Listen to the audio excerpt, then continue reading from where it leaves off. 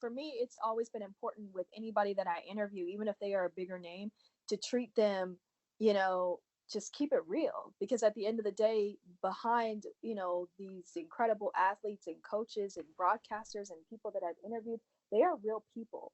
So anytime I did come across Michael Bennett, like if we pass each other in the hallway, like in between, periods or whatever, just be like, hey, what's up?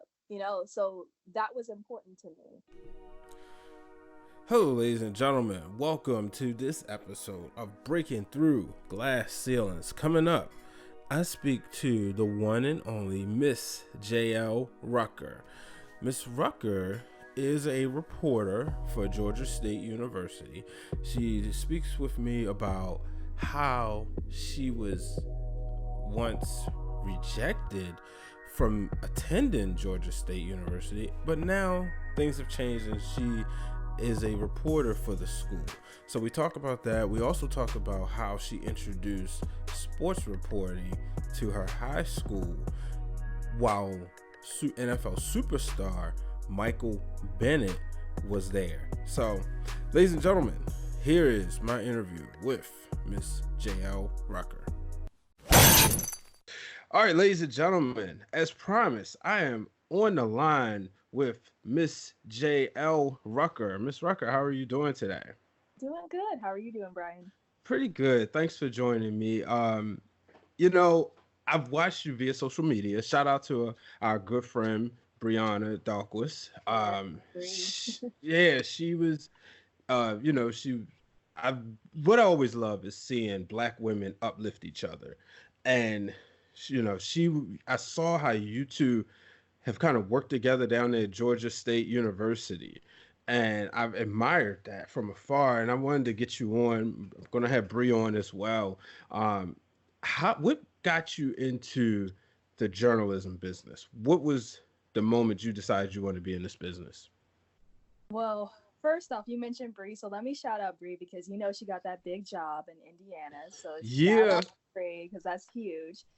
But as far as what made me want to go into sports journalism, um, I play. A lot of people don't think that I played, but I played all the way up until high school. A variety of different sports, but my main sports basically were basketball and softball. My love was basketball. And it kind of became clear to me maybe around my sophomore year, freshman sophomore year, that I wasn't going to be able to go beyond a certain point. Um, that was a tough thing for me to realize because like I said, basketball was my love. So it's hard when it's like you realize, okay, this isn't going to go the way that I thought it was going to go. You have all these dreams when you're a kid. Mhm. And I wanted to still stay within the game. So my junior year of high school, I just kind of stopped playing sports altogether, playing basketball altogether. I ran track for a little bit, but I just kind of wanted to focus more so on the other side of things. So I transferred schools because we ended up moving, and I went to Centerville High School in Ohio my junior year. And Michael Bennett, he played for our school, and so ESPN was coming to our games. It was a big deal. It was like Michael Bennett, Michael Bennett, Michael Bennett, and we had a morning announcements show. But the very first thing that I realized when I was watching the show was that we didn't have anything having to do with sports. And I'm like, Michael Bennett plays for our school. We've got ESPN coming to our games. We've had other like high profile people at this school, and you guys aren't talking about sports. So I went down to I guess what you would call the news director down there. And it's my first week there. I'm a new student. I'm kind of shaking because I don't know anybody, but I just kind of pitched the idea to them of me like just coming on maybe once a week and delivering all the news that had happened or everything that had happened in sports for the week. And they liked it. I just kind of came back. I kind of did something on the spot. Looking back, I don't know if it was very good, but they put me on. And so that whole year, I was the quote unquote sports anchor. And from time to time, I would write little pieces, sports pieces in um, our school newspapers. So that was kind of how I got my start. we talk about Michael Bennett. Did you ever get a chance to talk to him and meet him while you were in school? No, I really didn't, because like, I would assume that his life at that time was just really crazy because it was just balancing um, out, his career, his up and coming career, and then still having to be a student and all that stuff. So we didn't really get to talk much, but like, I would say a defining moment for me in high school was when he announced he was going to Ohio State. They had the press conference in this little room in our school, like the little media room, and all of the news outlets were, they were there. ESPN was there, all of the local Ohio stations, everybody, they were there, and I got to be in the room because I was the school sports reporter. And so I would kind of hit me, and I'm like, wow, because it's all these lights and cameras and action and all these different reporters, and ESPN is there, and I'm like, wow, I'm in the room with these people. So that was crazy. And then of course there were a couple times, like when ESPN came to his games, or ESPNU, I got to be on the sidelines, and I could actually see like the broadcasting truck and all that stuff. And I think I remember talking to one of the crew members. I was like, yeah, I want to do this one of these days. So that was an incredible experience. Now, you're doing that as a high school student, correct? This was in high school, my junior year. Now, how do you keep, as in the wrestling world, we use the term marking out, which means fanboy or fangirling. How do you keep your composure? Well, I think it was important to me. I've always, nobody wants to be that person. We know that person that's just kind of like, you know, over the top. Like, you don't want to be like, for me, it's always been important with anybody that I interview, even if they are a bigger name, to treat them, you know, just keep it real, because at the end of the day, behind, these incredible athletes and coaches and broadcasters and people that I've interviewed, they are real people. So anytime I did come across Michael Bennett, like, if we pass each other in the hallway, like in between, periods or whatever, just be like, hey, what's up? So that was important to me. And when ESPN came to our games and these reporters are in there, and like, all this stuff covering his press conference, it was just important for me to treat them like normal people, and to just, my biggest thing was, I was 16 years old, so I was like, okay, obviously this is very busy, but afterwards, just introduce myself, be mature, let them know that this is what I want to do. And I think that has served me well. It served me well back then, and it serves me well now. Wow, well, you are certainly ahead of the game already. Yeah, I try to be, but I because I know I'm a I'm nobody. Like, I think people think, oh yeah, she's Georgia State supporter. I'm nobody. I'm just JL. But I've had some people kind of come up to me like, oh, you're the reporter for Georgia State, and they want to take pictures, and that I always, my answer to everything is yes. Like, yeah, I'll take a picture. I'll be on your story or whatever. But it's a little baffling to me, because I'm like, I'm just JL, and I know, people appreciate it when you just kind of keep it real with them, and you don't treat them like they're not human. Absolutely. Talked about when you realized that you had kind of got to a certain point and that was going to be it. I want to ask you this. You said you noticed this your junior year in high school. What was that moment like? What happened, or what stuck out to make you say, "Okay, I've done all I can do as far as playing sports"?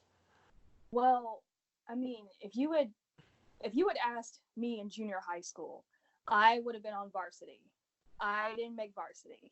Junior varsity, like, it just, I wasn't getting beyond that. And so that kind of became clear. I would say, Brian, it was really hard, but I always say my biggest regret was this. Well, I don't know if I would call it a regret, because I think everything happens for a reason, but Mhm. I was so focused on basketball. And when it didn't happen the way I thought it was going to happen, when I realized that I wasn't as good as what I thought I was, I abandoned sports altogether. And the thing about me with softball is, I'm not going to sit here and pretend like I was a great softball player, but I think in terms of my abilities, I was probably a better softball player than basketball player. And I was about to start pitching. I had an arm and I was fast. And I know that if I had stuck with it, I'm not saying that I would have gotten a huge scholarship to a university or something like that, but I do believe, looking back, that I probably could have gotten a scholarship somewhere. And that's where I think I went wrong to an extent. I should have just accepted it and just focused on trying to be the best softball player that I could be. And I was just like, no, if I can't play basketball, I don't want to do anything at all. So it was kind of like that defining moment when I just wasn't going beyond a certain point, and I was just like, well, I just don't want to play at all. So it was like sophomore year. Wow, that's amazing. Just you know, I think a lot of us.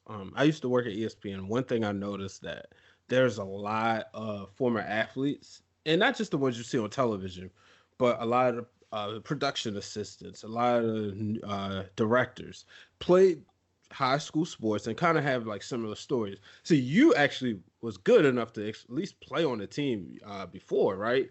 Where me, I got cut junior freshman year, and I knew like, all right, you know what? Basketball ain't for me. So it's like, I got rejected early where you had a longer reign. Once you started pitching that morning show, or I should say the sports show, how much, like, I want to say blowback did you get from doing that? Like, was there a lot of people kind of jealous or a lot of people kind of trying to take over? Did you Um, experience any of that? I wouldn't say that I experienced jealousy. Hmm. Um, I can't honestly look back and say, if it was there, I didn't realize it.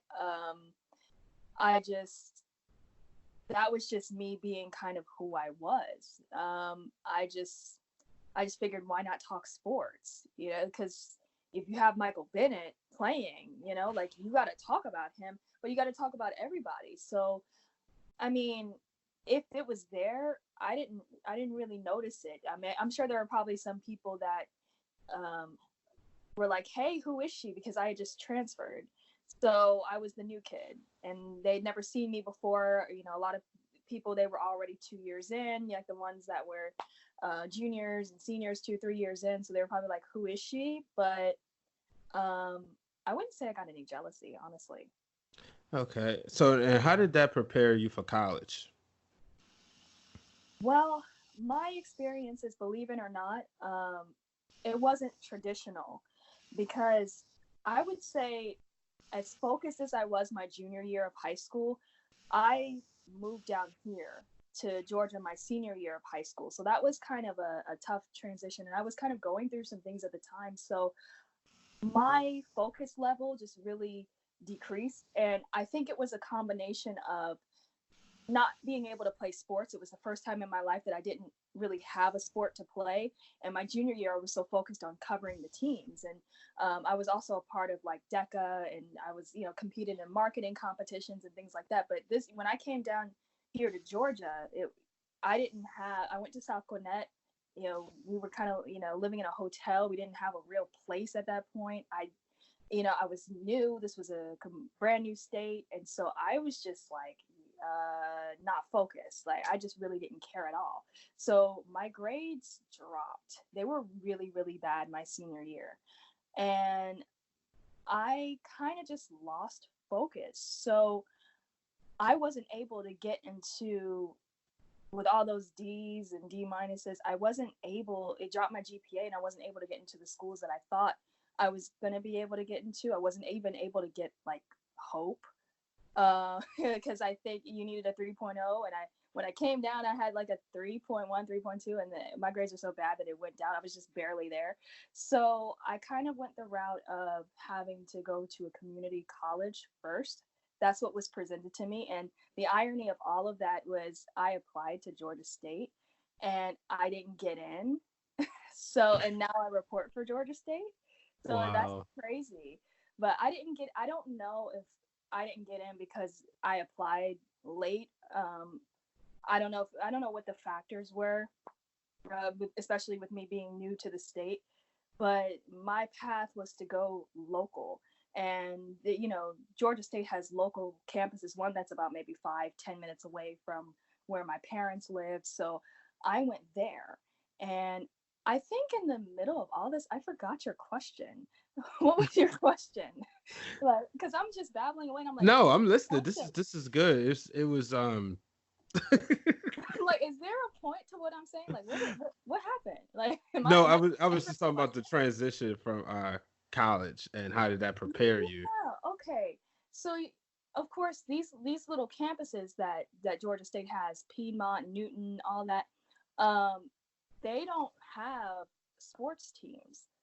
So I wanted to be a part of ESPNU's Campus Connection, Hmm. and I reached out to them and I'm like, I really want to be a part of this, but my local campus does not have any kind of sports team. Georgia State is where I'm going to automatically be once I finish out my 2 years. So can I just go down there and cover their teams for Campus Connect? And the producer of that at the time was like, I'm fine with that. I'm cool as long as Georgia State's cool. So I reached out to Georgia State's amazing athletic director.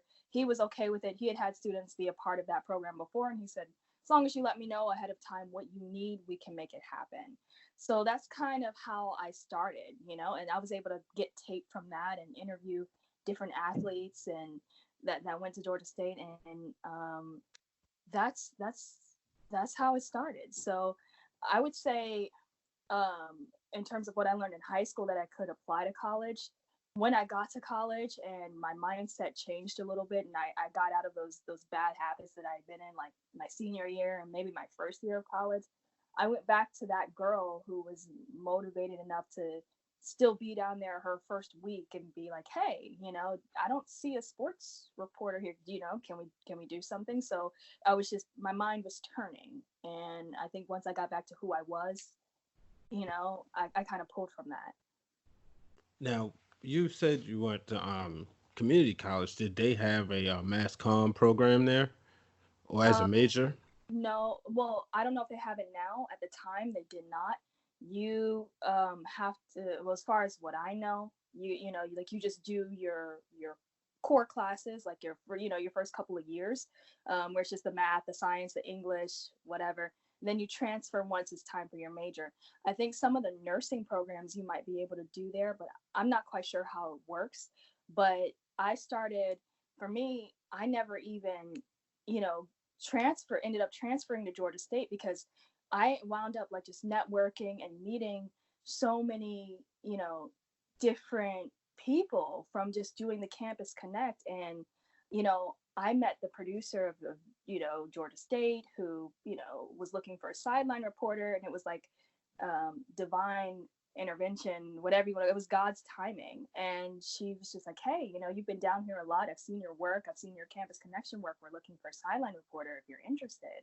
So it just kind of fell into my lap like that. And when it started out, it was an internship. And I kind of took a leap of faith, with knowing that I wasn't going to actually be on campus. But I figured, hey, I'm doing these games, I'm going to be a sideline reporter. I'm working alongside other experienced, like veteran analysts and all that stuff. I'm getting all the education that I need. My finances and my financial situation, I didn't really have scholarships and all that stuff, and I had certain things happen. So I just finished online. I took that leap of faith because I had to pay for college out of pocket. So yeah. Wow, that's amazing. Now, when you look back at everything, the title of the show is called Breaking Through the Glass Ceiling. What was the moment you believe you broke through that glass ceiling? Now, we know in high school, you kind of jumped right into it, broke through it when you essentially created a sports segment. But what would you say was the moment career wise you broke through the glass ceiling? Well, I don't know if I can honestly say that I've broken through it, because there's still so much that I feel like I want to do. But I would say a turning point for me has honestly come this season. Um, Last year was when I started feeling comfortable. My first year, I was trying to really find my way. And I had a lot of insecurities, because I knew I wasn't trained the way somebody who had actually been on campus taking journalism classes would be trained. And that that made me insecure. It was kind of because I'd never actually set foot on the Atlanta campus at that point to take classes or to take journalism classes. It was kind of a sense of like, where did she come from? And that made me a little insecure. And I didn't want to step on anybody's toes. And I didn't, I just kind of felt like, okay, let me just do what I have to do, say what I have to say, and try the best that I can. And I knew that a lot of, that there would be eyes on me, and I was afraid of messing up. And there were times where I did mess up. My second year, I became more comfortable because I started to realize that, hey, if I mess up, then I'm human. It is what it is. And I felt more comfortable in my reports. It was my second year. I kind of felt more, I don't know if accepted is the word, but more accepted. And now this year, I would say the biggest turning point kind of came when I lost my dad 2 weeks before the season. And it was a shock. It was like, whoa, how do I like pick up the pieces? And I'm trying to deal with all that. In the middle of that, Georgia State football is about to start their season, their football season. They're playing Tennessee, that huge upset against Tennessee. And then after that, that's when we start. So I'm doing all these phone calls and emails and all that stuff, but I'm still trying to handle, things in relation to my father's passing. And I was juggling, and I kind of had a moment where I was like, I don't know if I can do this. And I got out there and I did it anyway. And, that whole first game was rough. Like people don't even know, and it's not something that I really like. I really talk about a lot. It's something that's difficult for me to talk about, but they don't even know that morning. Like I had to get dragged out of bed. Like I had to have people help me get dressed. But once I got there, I just felt this sense because Georgia State, they were on such a high from the Tennessee win, and there were so many people. I got to see so many good friends that night, and it was incredible. And then a couple weeks later, the idea kind of came to me to start kind of interviewing people the way you're interviewing me through Skype video. And I started off with Coach Katie Pate, who was an assistant coach of Georgia State last year, who I've become close with. And then it's just kind of carried on. And, I'm like, wow, like I would say that was where I kind of, broke through. And I'm like, I can do this. And that, it was really the video segments, because I'm way more shy than what people would think. I'm not the most active on social media, even though I should be. I kind of balance between the privacy aspect of it. And I'm like, okay, like what do I do? So I have to really work on my social media skills. But it's a vulnerable thing when you put your work out there. And I know this, but when you put your own original content out there and there's nothing backing it up, see, when I got the ESPN mic in my hand and I'm reporting, if I choose to put that out there, that's backed up by a form of ESPN. But like this is all me. And when you put your work out there, there's just a sense of vulnerability.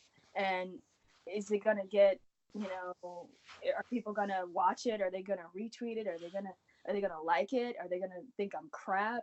And when you kind of break through that and you put it out there anyway, it's like your mindset just elevates to another level. But I know I wouldn't have had like the confidence to even do that in the first place. Like if probably if my dad hadn't passed, certain things change you. So that was true. I mean, you look at two good friends of ours, Bree, as we mentioned her earlier, and David. Mm-hmm. Uh, Both of them, their reels took them to new heights. Um, you look at, their reels had them on national TV, had a lot of interviews just by putting themselves out there, you Yeah. know. And I think the best thing we have is the National Association of Black Journalists community, because they will help us be able to, one, get better, but also support through retweets. You know, how has how would you say NABJ has been? You went to excuse me, you went to the convention. How did that help? Well, that was my first time going, and that was an amazing experience for me. The funny thing is, I didn't even think I was going to be able to go. And then Bree and I went with Bree, and we just kind of got it together, and everything aligned for us to just kind of be able to go. Everything just lined up, and it was an incredible experience to me. Like, I volunteered, um, and that was great because, a lot of people think that the volunteer work would have been hard work, which that doesn't matter. I'm not scared of hard work, but um, you know, my adventures were fun. They sent me to Aventura Mall, and I got to shop for them. And they had to call me like, "Where are you?" Because I just got lost in that mall. Like, it was Yeah. it was I was like, wow. And then I started going into different stores, and I'm like, oh, I'm supposed to be working, but I'm supposed to be getting them what they need for this party. So but just everything about it, getting to I went to David's panel. That was really interesting. um I Getting to meet everybody in our community, new faces. The parties were fun. Everything about it. It was something that I'll remember for the rest of my life. Because I think every NABJ is memorable, but you're always gonna have your first. Hmm. Oh, So absolutely. Mine was Orlando. So, 2013. And excuse me. I'll tell you this, just one thing you'll notice. This was your first. Before you know it, you'll be a veteran in the game, and you'll be helping the next person. And you'll be like, wait a minute, people coming to me for advice? Where you ask it, 1 minute you're asking people, okay, so what do I do here? How do I do this? The next thing you know, people are asking you how to navigate and everything. Um, so far, obviously, you have a very bright career ahead of you. But what would you say has been the highlight of it? oh man, Per- let's see. Let's see. Okay, my very first time doing Georgia State versus Georgia Southern, my first season, that stands out to me because the state Southern rivalry is huge. Mhm. And you see all these different rivalries in sports and on TV, and you're like, oh, okay. But that was my first time ever seeing one in person. And leading up to it, everybody was like, oh, like it gets crazy in here. Like State versus Southern is crazy. And I'm like, I can handle it.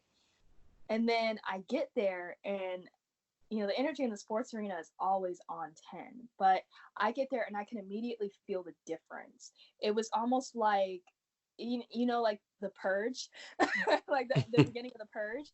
That's kind of like what it was. It's like everybody had these serious faces on. Like, it was like, we hate Southern. Somebody came up to me, and like, you better tell them exactly how we feel about Southern. And I'm like, I don't know if I can say it exactly like how you just said it, but I'll make that clear. And then we get out there and to the arena, and there's all these signs and banners, and everybody's going crazy. And then the game was fun, and that was the first time I saw the swag surf and all that. It was insane. So that always sticks out to me, being able to do that game. And then I would say the people that I've been blessed to interview through my own work, like Bob Rathbun, that was a great interview. Jay Harris, that was a great interview. Like, because I watch these people, like these are people that I look up to in the sports world. I've been watching Jay on ESPN since I was a kid. And it's like I kind of had this moment when I was interviewing him, and I'm like, wow, like, because I used to watch ESPN in the mornings when I was getting ready, Mhm. and on weekends, and it's like I would always see him, and it's like, wow, I'm interviewing I'm interviewing Jay Harris. And I actually, at the beginning of the year, because I work with my mentor who's starting her own sports business, I got to interview Roz Godonwude and write an article on her, and just talking to Roz, because I watched Roz when she was with the Warriors on Comcast Sports. And Mhm. I'm like, and everybody was always like, Roz, Roz, Roz. And I'm like, wow, I'm talking to Roz. Like, so it's just moments like those. Oh. Yeah, I've worked with Jay when I worked at ESPN for 2 years. One of the absolute nicest people you Yeah. can meet. You really learn who people are when how they treat production assistants, or how they treat cafeteria workers or what have you. People who, excuse me, the average person may look and say, "Oh, they're below me. They're different. I don't have to pay that much attention to them."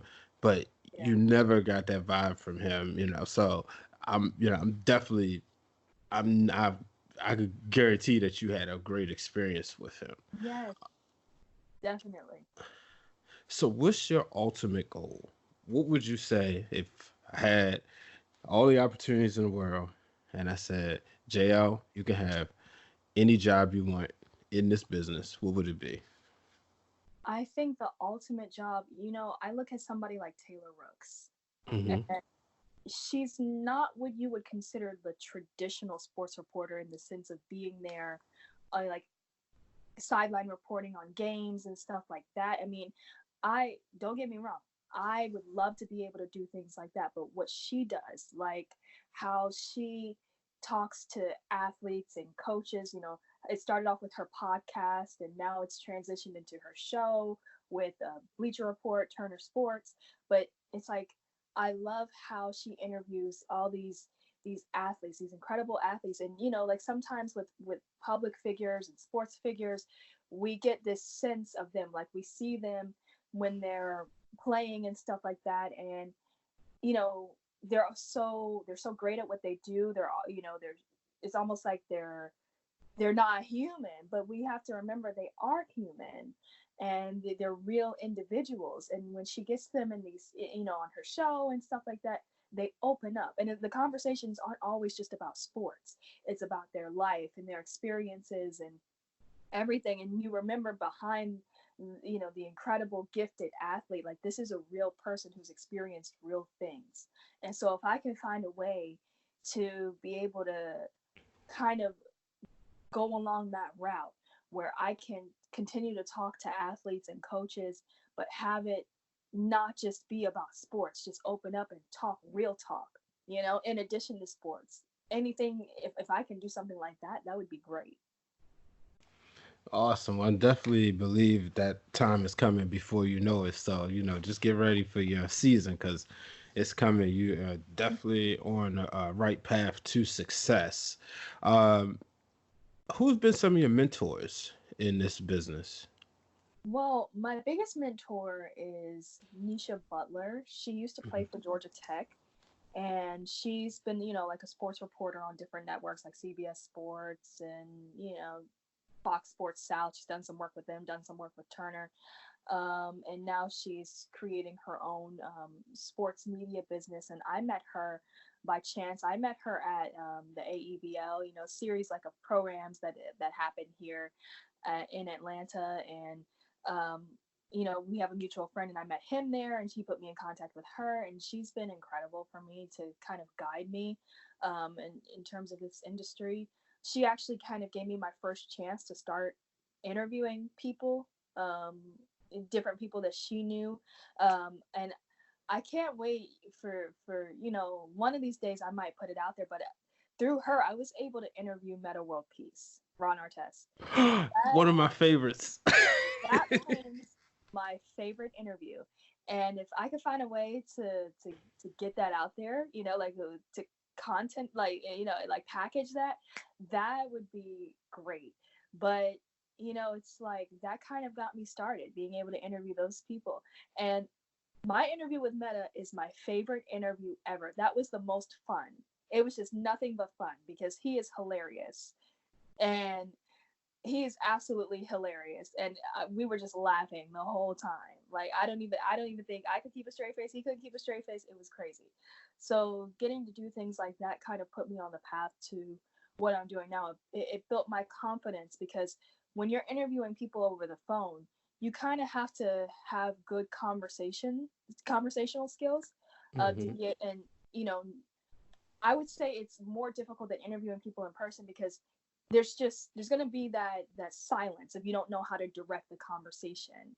and those awkward moments where it's like, so that kind of taught me how to converse with people and how to keep it going. And when somebody kind of gives an answer that, maybe is a little short or whatever, how to change it and get them to open up a little bit more and be like, oh, okay, so that's how we're going to take it. So that taught me a lot.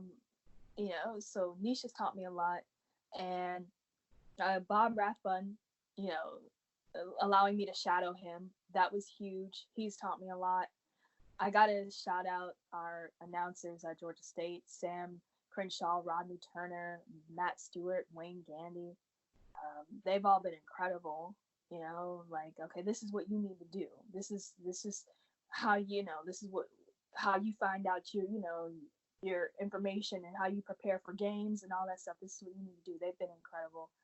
And I'm trying to think if there's anybody else. I'm sure I'm missing people, but those are definitely the people that have helped me. Oh, and Kelsey Rogers too. She's our female basketball analyst.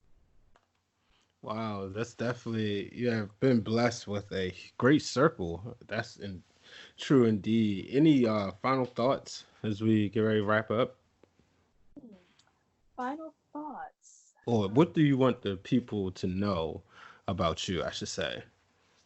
The people, you know what? I think the biggest thing is that this field, it's not, and this is not. There's a lot of lights, camera, action, but there's a lot of work that has to go on behind the scenes. You gotta put in the work. That's the biggest thing, and I think when you put in the work, things fall into place. And like I kind of said earlier in regards to my story, my journey has been full of twists and turns. It hasn't been conventional, but at no point did I ever allow anybody to kind of tell me what I could do and what I couldn't do. Mm-hmm. And you're going to a community college, like there's no way, that is not a good look. And maybe it wasn't, but I didn't let that define me. Was I stupid my senior year of high school? Like yes. Did I screw up? Yes, but I didn't let that define me. When I made the decision to not continue my career on campus because I knew financially it was going to be better for me to finish up online since I had to pay for it myself.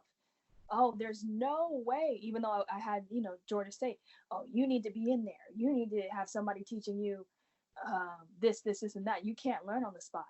Well, I did learn on the spot. So don't let anybody tell you that this is your path and this is what you have to do and it has to go exactly like this and in this order, because I didn't do it. And I didn't do it like that, and if I can find ways to continuously like push myself and grow outside of the conventional, I know other people can do the same as well. Well, there you go. Tell them. You let the people know where they can find you. Mm-hmm. I am Jael Rucker TV on Instagram. I am Jael Rucker on Twitter. You should be able to type in. I think it comes up under Rucker Jael, which is weird, but yeah, I'm on Twitter. So if you want to find me, you can holler at me there. I respond to DMs. I've had a lot of people DM me and ask me for advice, and as long as just hit me up. Awesome. Well, I definitely appreciate you taking this time to sit here and talk with me. So definitely thank you. Oh, thank you. I appreciate you having me on. All right, folks, hope you enjoyed the interview. Coming up, make sure you follow her. I can promise, you will be treated with a lot of great original content. Really excited that she was able to take time out of her busy schedule to talk with us and share her story. Coming up next week, we will have the one and only Miss Jade Jackson. So I'm really excited to share her story with you. A lot of people know her as Jade from Twitter, which you'll see that she corrected me on that. So until the next time, folks, I'm Brian H. Waters. Make sure you follow me at Brian H. Waters. Make sure you follow me on Instagram as well, and follow the company at B Waters Productions.